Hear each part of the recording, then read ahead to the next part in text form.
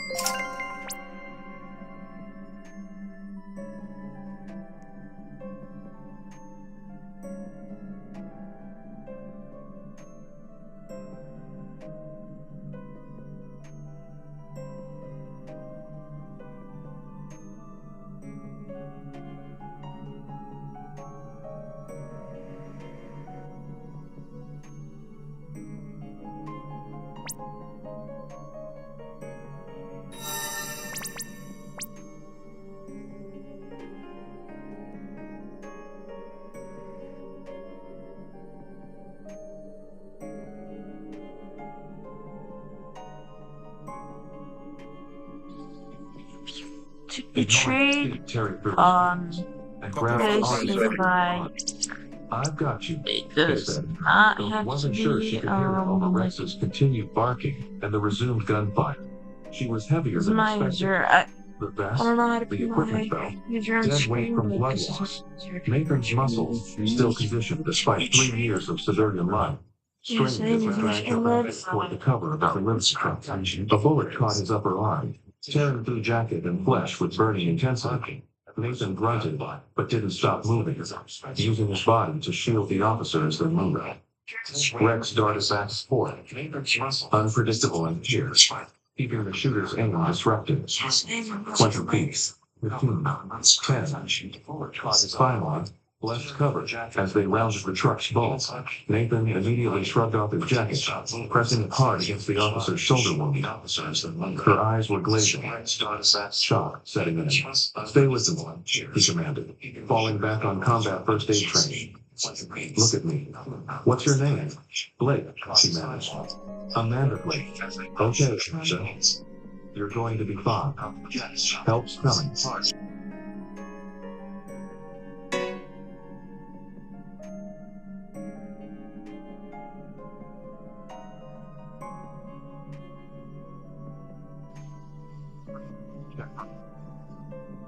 Professional and calm despite the chaos around them. The shooters had fled at the sound of sirens. Vanishing into the maze of back alleys they obviously knew well. Rex returns and up inside. Alert, I actually but no forgot longer. about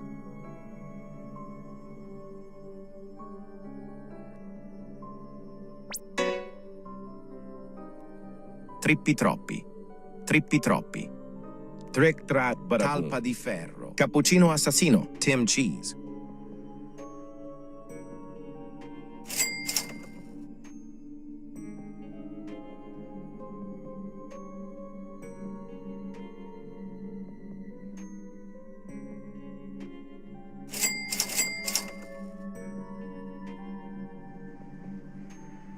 Bananita dolfinita. Nubini pizzanini.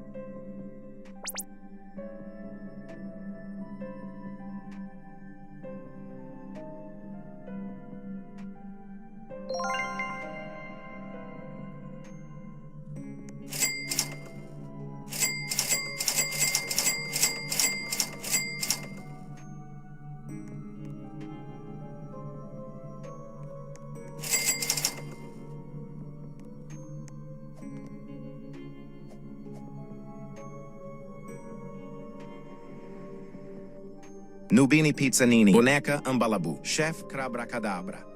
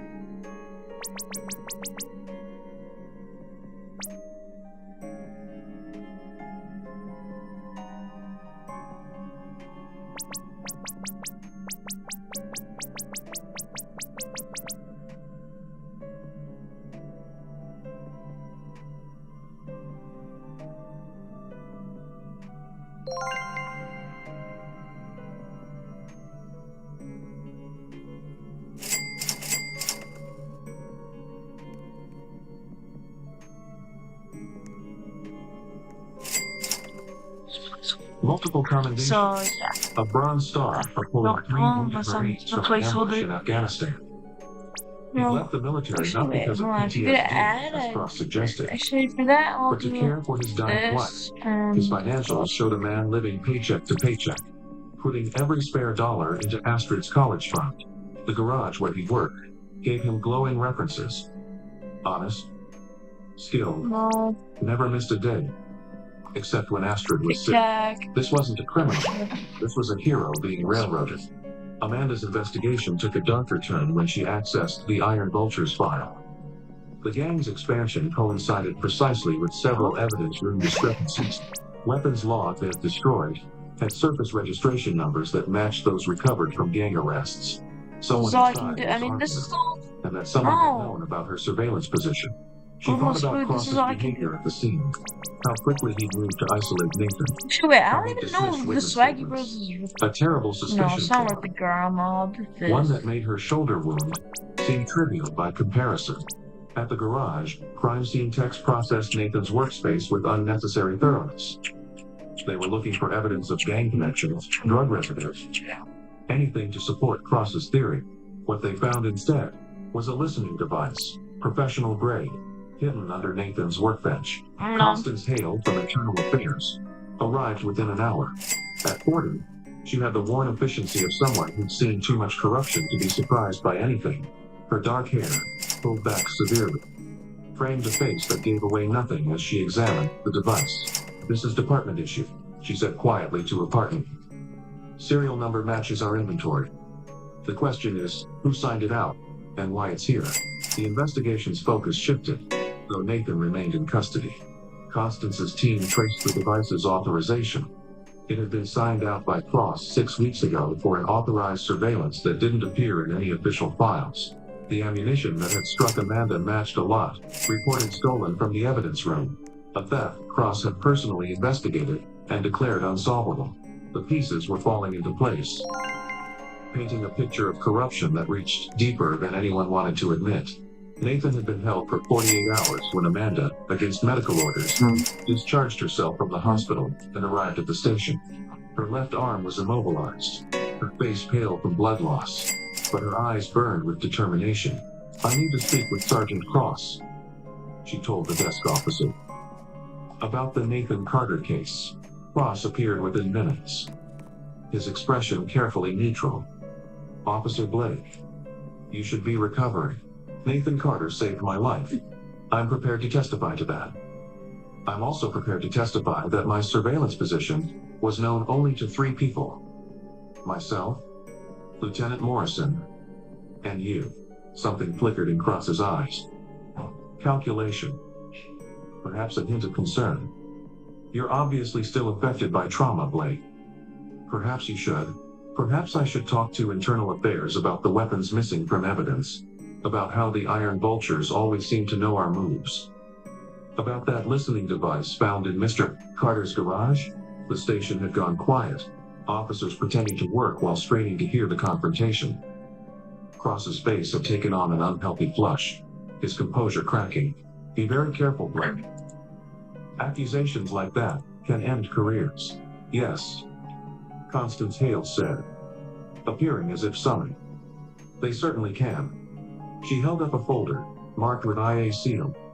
"Sergeant Cross, I'm going to need you to come with me. We have some questions about your financial records. Specifically, the $50,000 deposited into an offshore account linked to your wife's maiden name. What followed was the systematic dismantling of a corruption network that had operated for 2 years.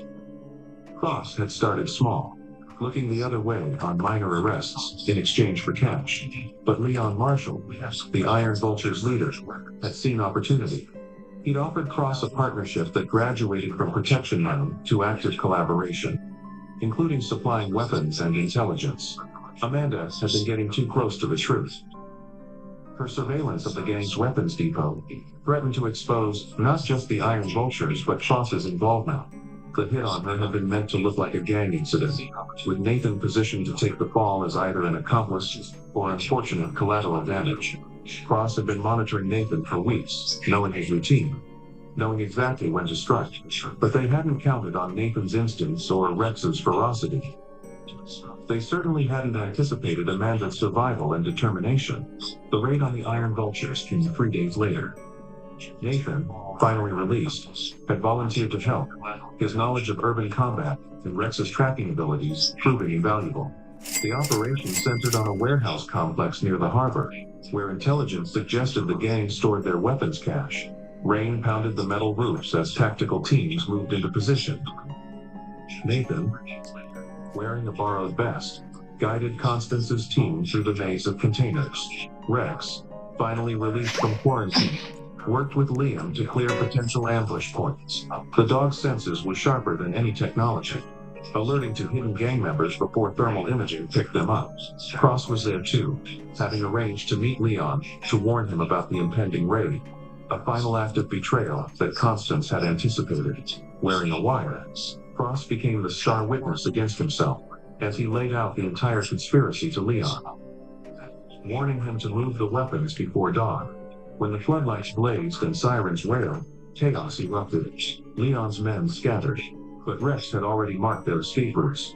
His barking guided teams to fleeing suspects while Nathan's tactical knowledge helped coordinate the encirclement.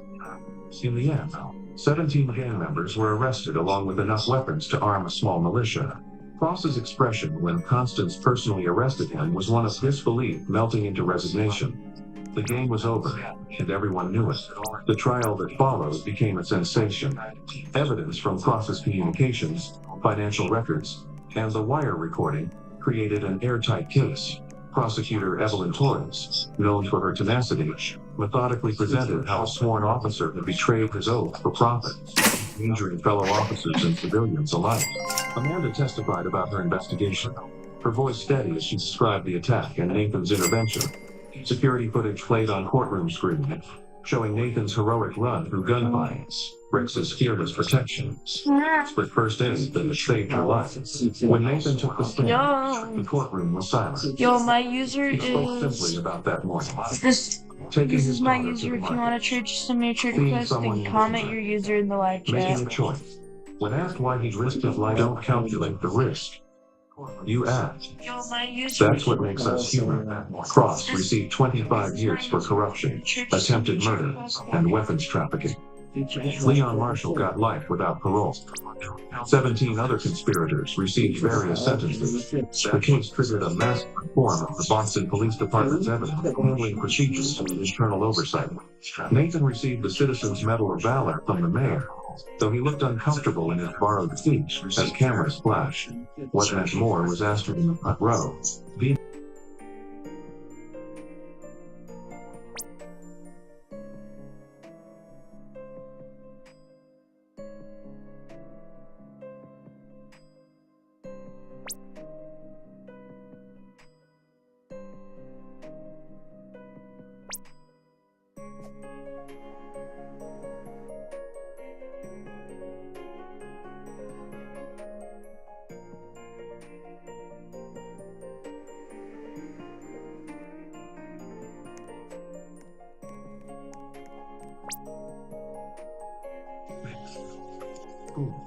Rex's calm presence and Astrid's enthusiasm bringing comfort to those who needed it. I wasn't even trying to The girl steal, who lost her mother bro. found purpose in helping Sorry if others you don't heal. trust me. Amanda became a Yeah. regular visitor to the Carter Oh, household. you're enjoying an empty base? Initially, she came to thank Nathan, Oh, then to check on recovery, trying to steal. then simply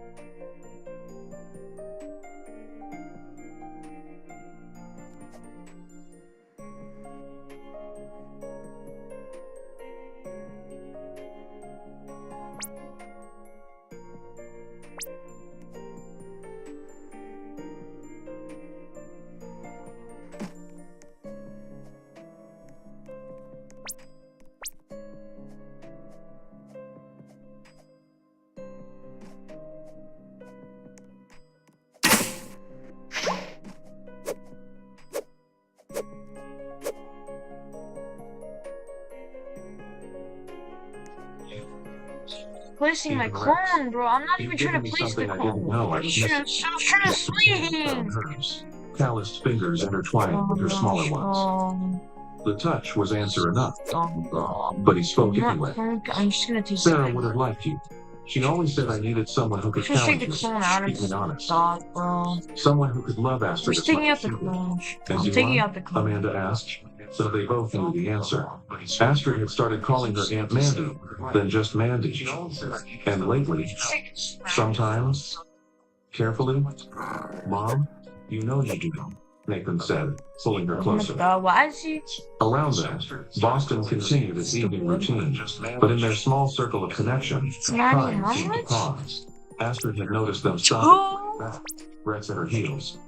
Said. I actually do need money, bro. At the way they stood close enough to share Look, one. you feel broke. And her face lit with a smile that could have powered the city. Are you guys finally going to get married? But why are you inviting me? 8-year-old Just director. treat me. Because Rex and I have been waiting forever. Amanda laughed, the sound bright against the autumn air. Nathan shook his head, smiling.